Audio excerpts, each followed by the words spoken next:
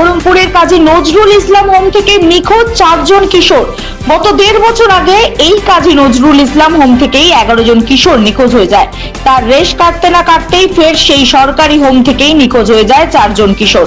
Police সূত্রে জানা গিয়েছে, প্রাথমিকভাবে মনে করা হচ্ছে হোমের ভেতরে গ্রিল কেটেই এই 4 জন কিশোর পালিয়ে গিয়েছে। কিন্তু তাহলে কোথায় নিরাপত্তা? সরকারি হোমে কেন নেই পর্যাপ্ত নিরাপত্তা রক্ষী? হোমের গ্রিল কেটে পালালে নিরাপত্তা রক্ষীদের চোখে পড়ল না কেন? হোম থেকে এই 4 কিশোর পালিয়ে গেছে নাকি নেপথ্যে রয়েছে অন্য কোনো রহস্য? উঠছে একাধিক প্রশ্ন। আমরা বাচ্চাকে দেখতে এসে, আমার মেয়ে আছে 4 দিন থেকে। অল্প বয়সে ধর পালিয়ে বিয়ে করেছিল, ওই জন্য এখানে হোমে পাঠিয়েছে থানা থেকে। আপনাদের কি দেখা করতে দেয়? না, দেয় না। কি বলে? বলে না, এখন হবে না, দেখা করা হবে না, আসা যাবে না। আমরা এসছি, এখনই গেছিলাম, কালকে এসছিলাম, কালকে আমাকে দেখতে দেয়নি, বলছে হবে না, এখন 7 দিন দেখা হবে না। আমরা ঢুকতে চাইছি কিন্তু ঢুকতে আমাদেরকে দেয় না।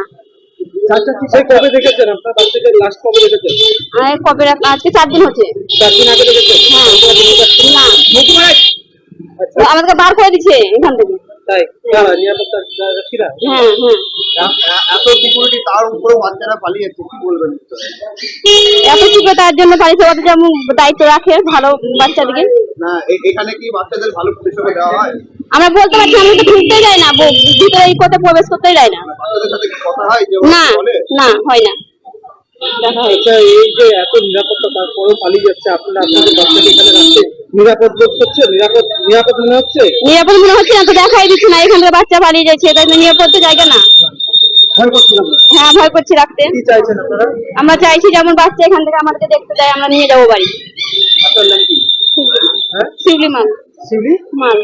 আচ্ছা, কোথায় বাড়ি? বাড়ি মরগ্রাম, থানা সাগরদিঘি। তবে ঠিক আছে, কবে হলো? 4 দিন বিনয় নামাবে। এখান থেকে শুনেছে এখানে 4 জন এখান থেকে পালিয়ে গেছে, গ্রিল কেটে কিছু শুনেছেন? না, ওসব কিছু শুনিনি। এই যে পালিয়ে যাচ্ছে এখান থেকে, কি বলবেন? এটা তো আমাদের তো মেয়ে। হ্যাঁ, না না, এই যে এই ভিতরে তো এত নিরাপত্তা, বাইরে থেকে ঢুকতে দেওয়া হয় না কাউকে, সেটা ভিতর থেকে কিভাবে এভাবে পালাচ্ছে, কি বলবেন? এটাই আমরা বলবো, কিভাবে বাস বলো, যে গ্রিল আছে আর দরজা, বড় দরজা আছে, কিভাবে লোক আছে, কি করে পালিয়ে যেতে পারে? এটাই নিরাপত্তার ব্যবস্থা কি থাকে না? নিরাপত্তার লোক থাকে না? আমরা কি বলবো? আমরা তো বাইরের লোক।